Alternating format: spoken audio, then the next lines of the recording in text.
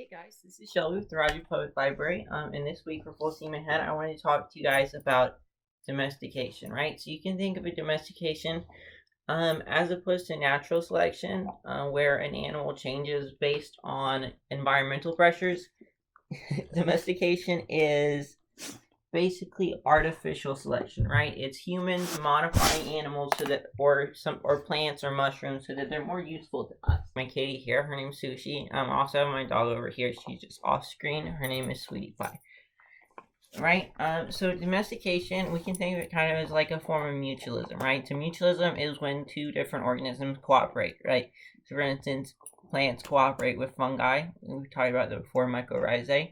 And there's birds that ride on really big animals like rhinoceroses and giraffes and help pick bugs off of them. That's for mutualism. So a lot of different animals participate in mutualism, but only humans participate in domestication. Right? Right? And there's a couple of different reasons why we domesticate organisms. One is food, right? So things like wheat and animals like pigs and cows and chickens, those are things that we eat. We also use them as a source of labor, right? So like horses carry people around, and so do oxes, which are just a different kind of cow, basically. And then the third reason is companionship, right? So we have kitties and puppies that we like hanging out with, even when they're a little bit stinky sometimes, right? So the first domesticated organism is the dog. This girl right here. Hey, look at the camera, girl. Hi, Sweetie Pie. Yeah, so her name is Sweetie Pie. Right, so humans domesticated dogs about 15,000 years ago, and they're descended from wolves, right? So this is what a wolf looks like, right? So it's got big floppy ears and kind of a gray and white pattern. If you do this at home, you need to be delicate with your animals. You don't want to hurt them, right? But we can already see there's a lot of changes in animals that are common across a lot of different domesticated species, right? So we can see some traits, right? So one of them is the coloration, right? She doesn't have the same gray and white patterns. I need you to look up, right? She also has these really, she doesn't have the same gray and white patterns. She also has these really floppy ears, right?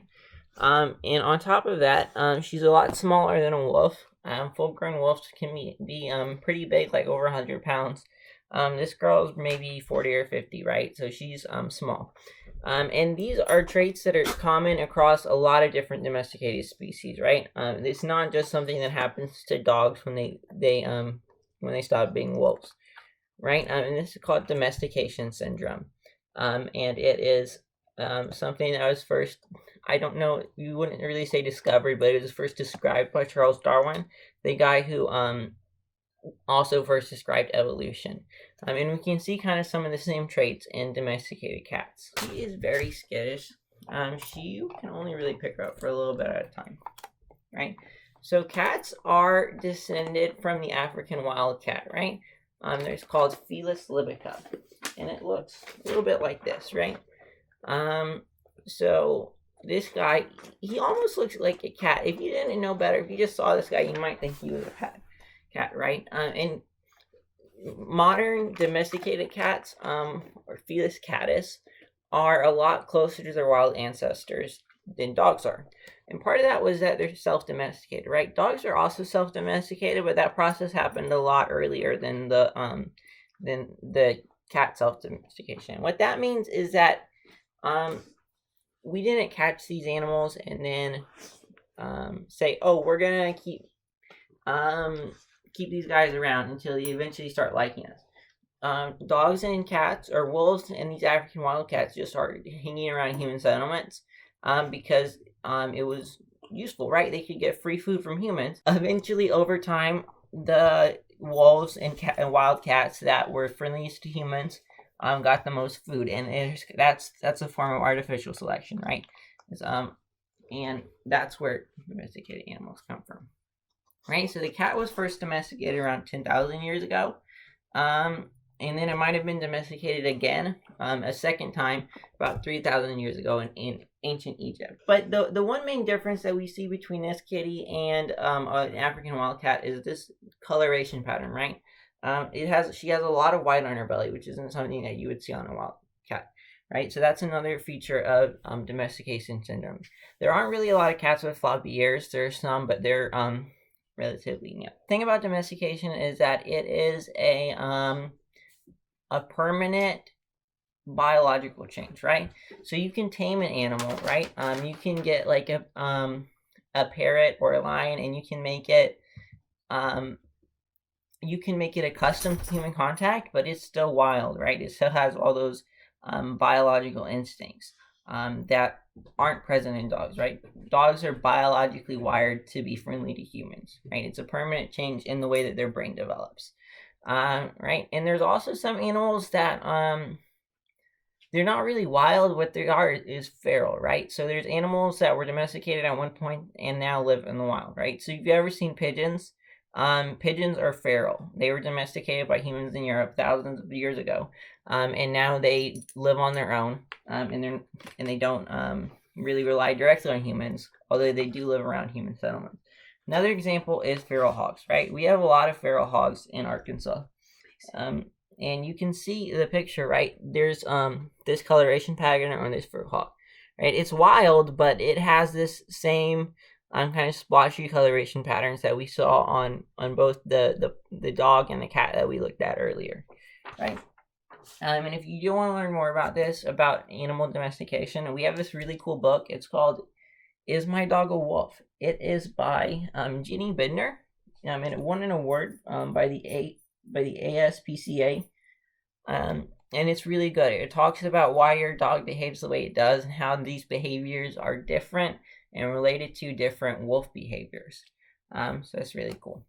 So the domestication of plants happened about 12,000 years ago in the Middle East. So this is after the domestication of dogs, but before the domestication of cats and other animals like cows and chickens, right? I mean, we can kind of think that the same type of artificial evolutionary pressures are going on here, right? Where if you have, say, plants that are tastier or plants that are less spiky or easier to open and get to the fruit inside, that people are gonna pick those more, and they're gonna, right, and those plants are gonna prosper and eventually become domesticated the same way that we see with dogs and cats. The first plants are domesticated, including things like wheat and rye, which we used to make bread, along with legumes. They're like a little bit like peas, as well as flax, which we used to make clothing, right? So before this, domestication of plants started, which sometimes is called the Neolithic Revolution. People were pretty much nomadic, right? They're hunter-gatherers who have to travel a lot and look for food, right? But you can't really do that if you're a farmer, right? You have to stay in one place so that you can plant your crops and watch them, make sure that they grow nice and they have water, and then eventually harvest them, right? So now people they start changing their lifestyles. Instead of being nomadic, they're sedentary. And from these sedentary civilizations, right, we start getting things like cities, as well as kingdoms and empires, and eventually that kind of leads to the world that we live in right now, right, where we right, this the world of nation states, you might say. The cool thing about agriculture is really that it's not just something that happened one time in one place, right? There's actually a separate agricultural or Neolithic revolution that happened in the Americas independently, right? So in contrast, like there's different plants here is one way that it's different, right? So we get things like corn, as well as pinto beans, and things like tomato and potato and cocoa beans that we use to make chocolate, right? But there's also different types of growing of different types of farming. So the type of farming that was mainly practiced in Europe and Asia, and that got brought over to the Americas by European settlers, we can think of this as monoculture, right? So this is where you just have one field with one crop. So you might have a field of corn, or you might have a field of tomatoes, or a field of wheat, right? And this is a really effective way of growing crops, right? It's really easy to industrialize it and to use big thresher machines, right? So now it's mechanized, and it's a lot cheaper, and in some ways it's a lot more efficient, right? But this wasn't really the type of agriculture that is practiced in the Americas, right? You get different forms. So in some parts, like in the Pacific Northwest, you might see what are called forest gardens that were like, right, it was a type of agriculture that's meant to emulate almost an ecosystem, right, where it's self-sustaining. Another form of this happened here, right, up until a couple hundred years ago. Arkansas is part of the Eastern Agricultural Complex, right? So these are native people that are practicing agriculture, but not really monoculture. Instead, it's a type of polyculture that revolves around three different crops called the Three Sisters, right? So one of these crops is corn, right? And have you ever seen corn growing? It has a really long stalk. It's really tough and durable. And up around the stalk, you have beans, right? And beans, or at least some beans, not all, need something to grow on, right? So you might, like a trellis, like a stick that you put on the ground, or a corn stalk, right? So they go well together, especially because beans have bacteria living in their roots that produce nitrogen, and all plants need nitrogen to grow and to be healthy and strong, right? And then the third player in this is squash, right? So like we see in the picture, squash, they have these really big, really broad leaves. And what these do is that they kind of provide ground cover, and this stops weeds from growing. And it also, right, and so now instead of having to compete with like grass or amaranth or something, the corn and the beans and the squash all get all the nutrients instead of having to share, and so you get more crops and healthier crops, right? So there's right, so it's kind of cool to think about how there's different agricultural traditions and different ways of growing, and not just one way of doing things, right? But for our craft this week, I wanted to make a type of mosaic, right? Just using different types of beans, right? So this is a dog that I made using, there's 4 types of beans here, right? So you have kidney beans, pinto beans, black-eyed peas, and black beans, right? Just so that there'd be a different types of colors. And I did this, this is cardboard, right? I also made this one on paper, right? And it's pretty easy to do. You just want to draw your outline, which can take a little bit, right? I went through a couple iterations of shapes. Here's some more dogs I drew before I got to this one that I liked a lot. But you're not as picky as me. You should probably finish a lot quicker. But the actual drawing is the hard part, right? The easy part is just gluing the beans down. So you do a smidgen of glue, and then you drop the bean on there.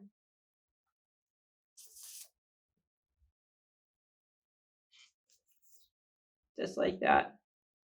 And this is the part where you want to have multiple different kinds of beans, just so it's not all the same color, and you actually get this kind of tiling effect, and you can make different parts of your mosaic stand out, right? Because if it was just one type of bean, you couldn't really tell what it is, right?